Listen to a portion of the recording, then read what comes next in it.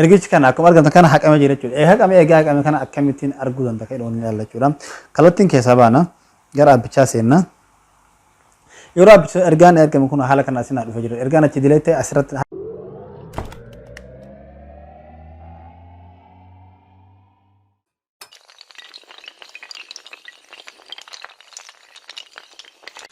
السلام عليكم ورحمة الله وبركاته. جرجر دوتك من يوم جاتبو نجني كان جلاب كبجا إدوس نسق كبجا كان دالة المسروتو. وراتن يرى راتب كرا channel كهين راتن جاكن سوا مملك channel وجلس channel نقطة عرف وانا راول تبي نجرب. فكان مسنجر واسطة إيمو فلا تاو إرجعتو كيرونا مسي إرجو نمي نديلتا. يلود لو كنا إنهم كم مال إرجع سدعام ملتشو. أران تكرا سلبا إتين إرجام فيد مسنجر استرجمه واسطة مسترجمه abbaan fedhe yoo dileete itti argachuu danda'a jechuudha. Karaan kun aappii hedduu jira kan waan kana ittiin dalagamu. Arraan tana aappii ittiin wayyaa ittiin bareedaa ta'e jedhu tokko qabadhee dhufe jira jechuudha. Akkaataa itti fayyadamu isaan agarsiisan nafaan bu'a.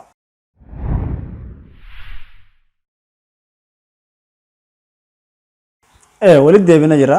Ammaan tana kallattii maan Play Store seenna jechuudha. Play Store keessatti haala kanatti bareessanii ammaan tana yeroo gubbaan hin barbaanneef aappicha haala kanaan gabbuusa jira jechuudha. Egaa banjatanii seenna jechuudha. Yeroo banjatan haala kana sibaasa akka keessataniini ammas akka keessataniini allahu hayyamni kan hayyama malee wantoota hin barbaadu. Ammas akka keessataniini asittiin ongootanii bakka tana bantan jechuudha. Dubartii deebitanii الله هيوم كان تنين ملام برانجرو أتوقعون أيدني